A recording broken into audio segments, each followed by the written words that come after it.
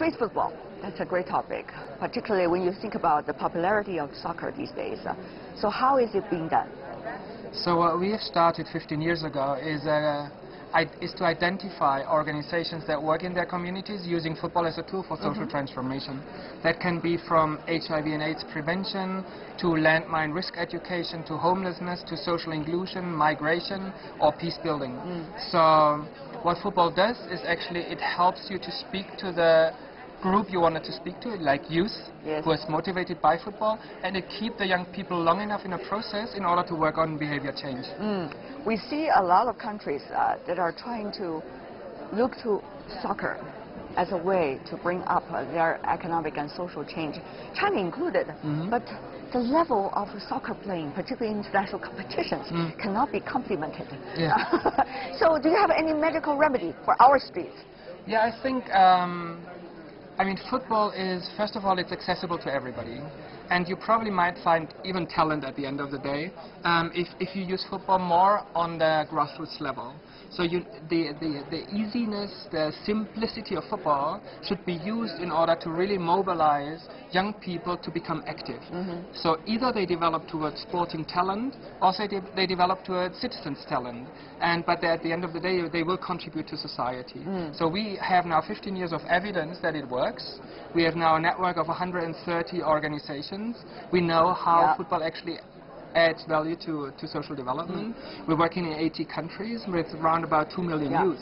It comes back to the simplicity, and at the end of the day, with soccer you speak to half of the world's population because it's sort of their shared language.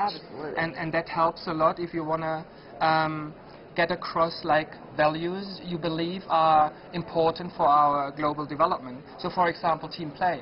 So we now have learned, or I hope we are close to learn, that we need to team up in order to tackle the challenges of our times, therefore the global goals. But how do you actually mobilize a world's population behind a shared vision? I think football can help as an enabler. Football has become such a politics these days. For example, where the World Cup is likely to be held, and all the politics related to FIFA, for example. You serve the ones on the board of FIFA, of social responsibility. Tell me about that aspect of soccer. Yeah, and we can go on with a list. There's match fixing, there's doping, there's a lot of things that are sick in the industry. We need to use that word because it's really bad for football at the end of the day, and it doesn't represent the values of football, of the core of football. And therefore I think if the football industry doesn't do something very consistent towards not losing the relevance in the life of people, it might be the end of football. What kind of consistency are you talking about? I'm talking about the consistency with the values of football. So football is not about corruption. Football is not about fixing matches, or it's not about doping. It's not about things that are just like being done in order to concentrate like power in order to maximize profit. What we are here about is football as actually a tool that inspires a global community. Where is the starting point? What is likely to be the systematic change to soccer? I mean, you've been working on the street soccer. You've also been working on the biggest international organization when it comes to soccer. So where is the starting point? I think it's very difficult to expect a dramatic change within a system that's not built to change, that's built to just protect itself. And that's not only in football, it's also in other systems. We can see that. So-called vested interest. Yeah, exactly. So what we just started 5 months ago is an initiative that's led by actually the football players. It's called Common Goal. And this is an attempt to actually help football to bridge the gap back to being relevant to the people. And what the football players do is actually they collectively pledge 1% of their salaries into a social impact fund that then is being invested in order to maximize social change. Into what kinds of projects? Who are the participants? That are success-proven local organizations that are using actually football as a tool for social transformation. Who are the participants? The participants on the football player side. So Juan Mata launched it, the Man United midfielder, but there's also Mats Hummels from the German national team, or Giorgio Chiellini from the Italian national team, then Alex Morgan or Megan Rapinoe, female US world champions. So we're 40 now, 40 up to the moment. We just started 5 months back, and just recently the UEFA president signed up. So we're starting to get closer to the regulatory bodies, and at the end of the day, the idea is to make it a standard, to make it the new normal in the industry. Well, what do you think about the future of soccer, particularly when you look at the countries and the regions where the World Cup is being held and to be held? Yeah, it's obviously very controversial. I see that, and for the right reasons, I think, because we don't know how exactly it actually came up as a decision.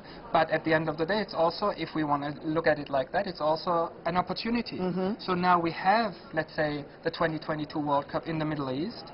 Now let's have the dialogue, let's have the conversation, and I think an opportunity also on the level that these are societies, they're hungry to change, they're hungry to contribute. So now let's leverage this opportunity. How to make soccer, once again, a game for everybody. When I'm saying game for everybody, I'm not saying that you got a chance to play it, but rather it's going to be the equal game. It is also going to be equal game among countries, whether you're poor or you're rich, to be able to hold the World Cup. Exactly, and also for male and female. So we're not just stopping here in the existing structure. I think it's all an exercise of reframing, of what would be possible, and then work towards that, and not take the limitation of the current system as something that holds back. How long have you been playing with football, and also the idea of soccer?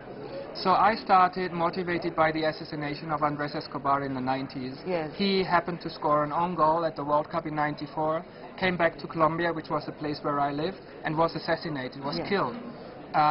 So that was the moment when I thought, can we manage to translate the magic of football to actually everyday life and use it as a tool for transformation. And since then I'm engaged in that. What kind of streets are you imagining when it comes to street soccer, as you have claimed in your organization? A street actually for us means public space and accessibility. So it's not necessarily the street. It's actually be open, be accessible, be for everybody. And that's what makes football so magic.